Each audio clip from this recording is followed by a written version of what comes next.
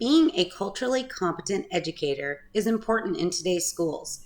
It means looking into students' culture and inviting that culture into the classroom, not only by asking students to share their culture, but by creating a culturally inclusive curriculum, culturally enhanced literature, and offering understanding for cultural differences as they relate to the cultures that define what group or community our students identify with.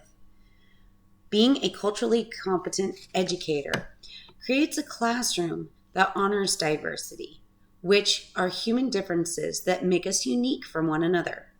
This can help create a classroom that is engaging all students and enhances their learning and social experiences.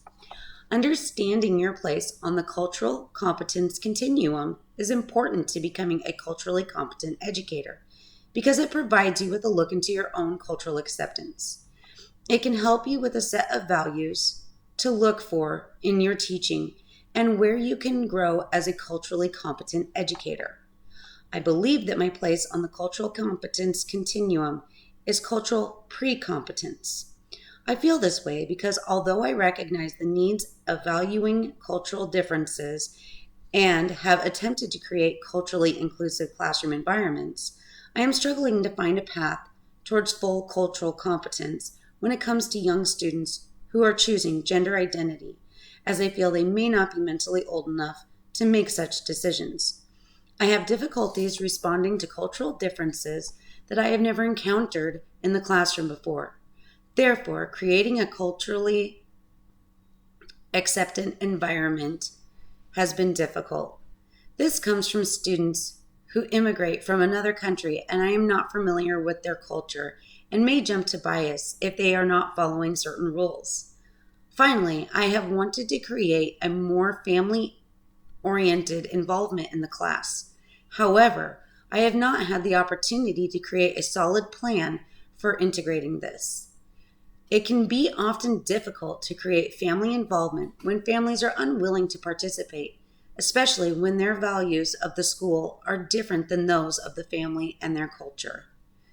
These are characteristics that must be recognized and improved upon to ensure that cultural competency can be achieved and one day be moved to cultural proficiency.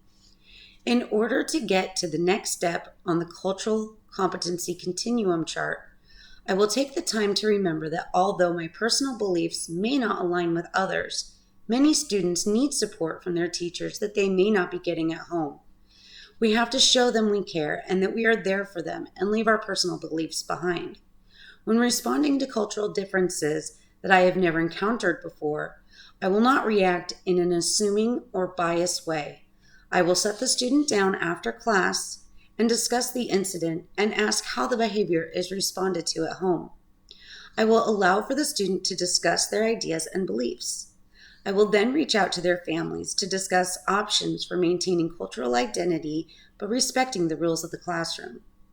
Finally, to get families more involved in the classroom, I will research workshops, create daily parent-teacher communication logs, and provide weekly progress reports for the students. This should encourage families to provide suggestions for improvement, getting their child to engage in the classroom, and explanations for possible behaviors. There are several resources available to help educators reach cultural competence in their classroom. Many districts provide workshops that meet the needs of the students in their direct community. These are provided trainings that can greatly increase the understanding for the need of cultural competence. The National Educators Association provides training programs for cultural competence to educators that is engaging and provides activities for educators to learn and practice becoming cultural competent educators. This training program is available to teachers and educational support staff, which is important for all the classroom as a culturally inclusive and responsive classroom requires all parties to become culturally competent for success. The Washington State Educators Association also provides training that are required as the laws for addressing student educational opportunity gaps in the state. This training is to help teachers be more culturally responsive to their students to help close the education gap based on cultural identifiers. Although there are several opportunities for teachers to learn about being more culturally competent and becoming more culturally competent in their classroom, and some trainings are required, it takes the teacher to be motivated to find further opportunities in order to create culturally responsive classrooms and to become more culturally competent. This is research that will continue through the course of my educational profession. To be culturally inclusive in my future classroom, I will create engaging and meaningful lessons that include culturally diverse literature, modifying curriculum to be culturally inclusive, and encourage students to discuss cultural differences in their personal lives. It is important to provide opportunities to debunk stereotypes and eliminate bias in the classroom and school community.